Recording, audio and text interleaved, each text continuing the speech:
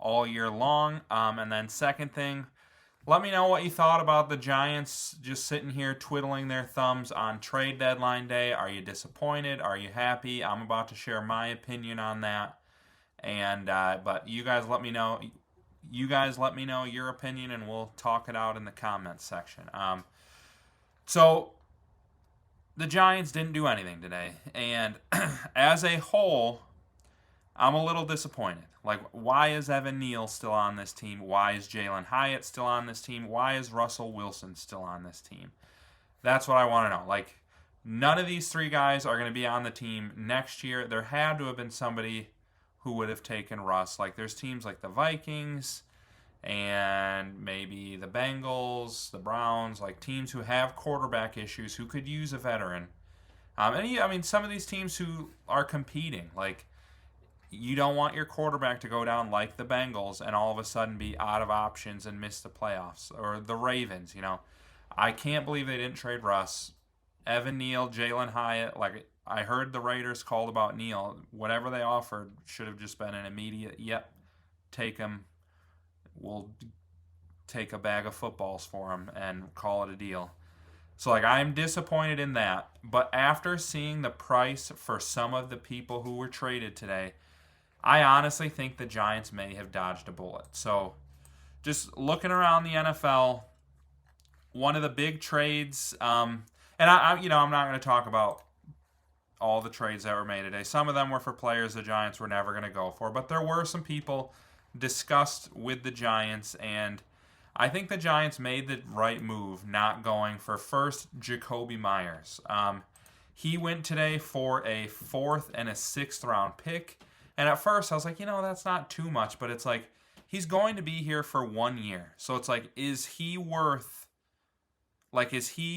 good enough to give up a 4th and a 6th round pick for 1 year, considering he's going to come in, he's not going to know the offense. Who knows if it's going to be a couple weeks before he can play. He's not going to have any sort of chemistry with Jackson Dart. And, like, I don't know that he's really an upgrade over...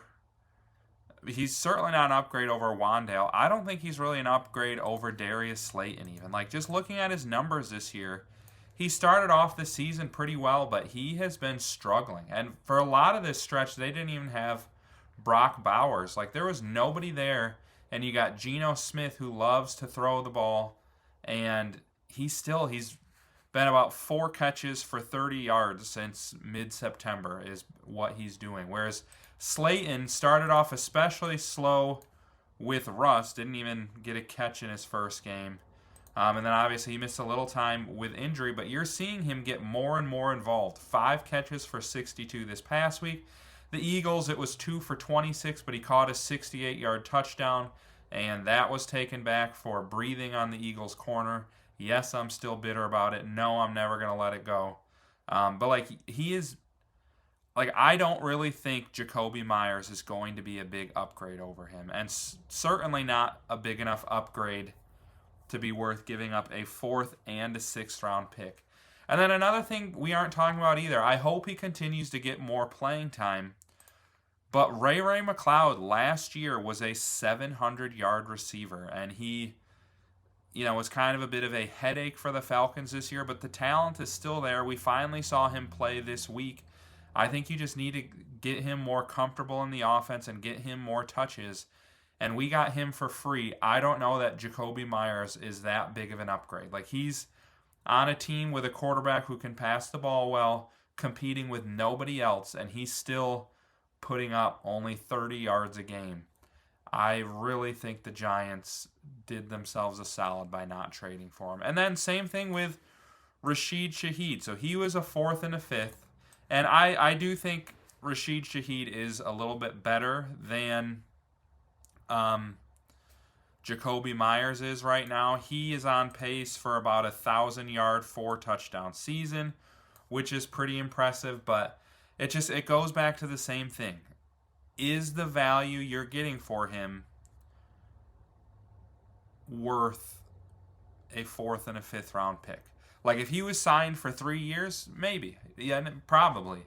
But he's going to be a free agent after this year. Jackson Dart, like, for all the problems the Giants have, Jackson Dart right now is not one of them. Like, it makes me want to pull my hair out, all these drops we've been seeing, but at the end of the day, like, I feel like he's progressing, he's playing well. It's not one of these situations with like David Carr in Houston or any Bears quarterback that has ever been a rookie where they're just getting sacked 80 times a game, no open like, he's hitting open guys. Yeah, they're dropping some of them, but I don't really feel like it's stunting his growth and development.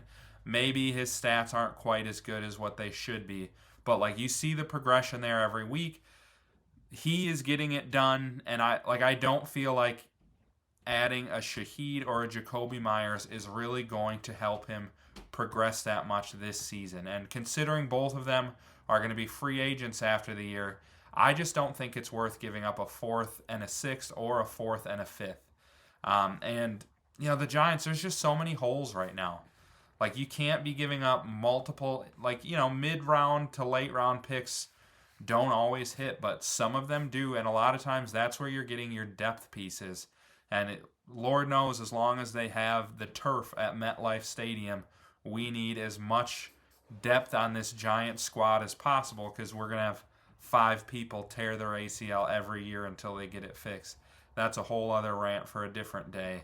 I actually have a good buddy who's a 49ers fan, and one of their guys tore his ACL or Achilles or something, and he texted me after the game. He's like, Paul, if the Giants, if the Niners next time they play in New York have to play on this stupid turf again, I'm going to lose my mind. It just feels like every time we play there, we lose somebody for the season. And it's like, yeah, imagine playing half your games there, and that's why you get the Giants so beaten up all the time. So, like I said, rant for another time.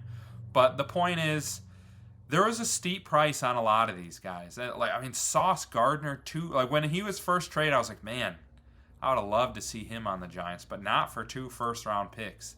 That is a lot. Like, I know he's a shutdown corner, but that is a lot to give up for a cornerback. So, I think the Giants, at the end of the day, they have too many holes on the team. I think they're already down, is it a 3rd-round pick next year or a 5th? They're already down a mid-round pick. I forget which exactly it is, but it's like, you can't give up 2 more and all of a sudden have only 5 draft picks next year. There's just too many holes on this team, and they're not going to have the cap space to address all of them. So I think they dodged a major bullet by sitting out, at least in the wide receiver market.